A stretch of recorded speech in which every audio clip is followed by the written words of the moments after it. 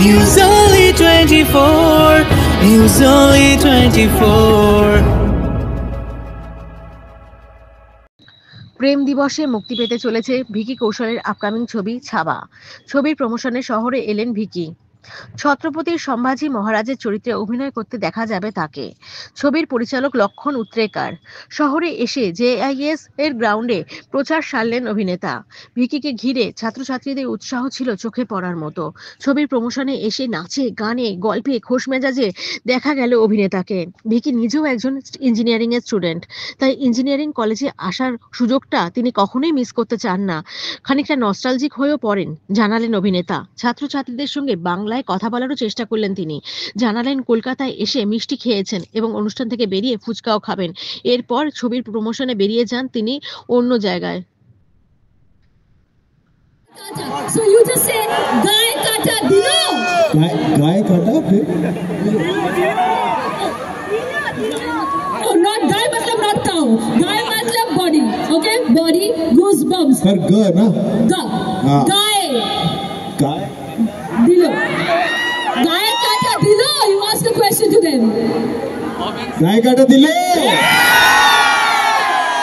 ये तो अच्छी चीज सिखा दी यार. So till the time you will be in Kolkata, everywhere you will be hoping you will just say गाय काटा दिलो. मैं तो अभी फुचका खाने भी जाऊंगा तो उनसे भी पूछूंगा गाय काटा दिलो. एकदम, क्योंकि फुचका अलग तो विकी के देखे गाय काटा देवे है कि ना. एक तो यार बंगाली कितनी प्यारी भाषा है यार. मतलब मैं सुनता हूँ मेरे चेहरे पे स्माइल आ जाती है एकदम. Vicky, just one question to you that sir history, ये मेरी पहली हिस्टोरिकल है एंड ये फिल्म है 17th सेंचुरी पे, जब छत्रपति शिवाजी महाराज पूरे हो गए थे और उनके बेटे छत्रपति संभाजी महाराज, उनको वो लेगेसी आगे फॉरवर्ड करनी थी और दिल्ली में औरंगजेब बैठा था।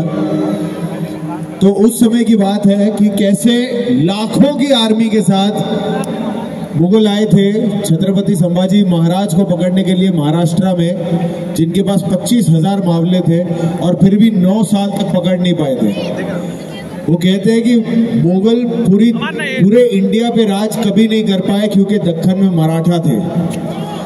And I know Bengalis will relate to that because चाहे वो हमारे इंडिया को लेकर जितने कॉन्फ्लिक्ट्स हुए हैं, जहां जहां we had to step up, Bengalis have always been there. चाहे वो फ्रीडम स्ट्रगल हो, चाहे वो मुगल एरा हो, चाहे आज भी हो. Some of my dearest friends are from Bengal.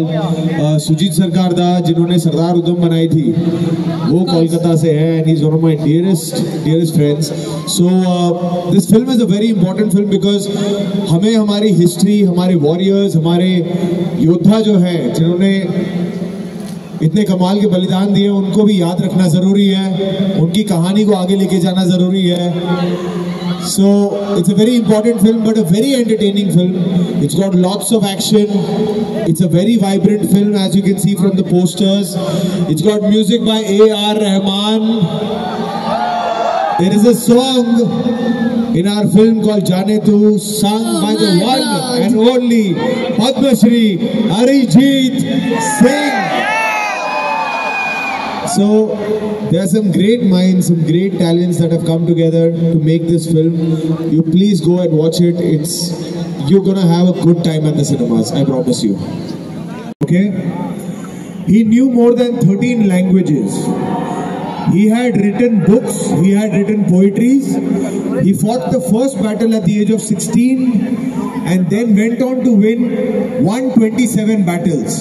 He fought 127 battles and he lost none. He had to carry forward the legacy of Chhatrapati Shivaji Maharaj, which is not a small thing to do.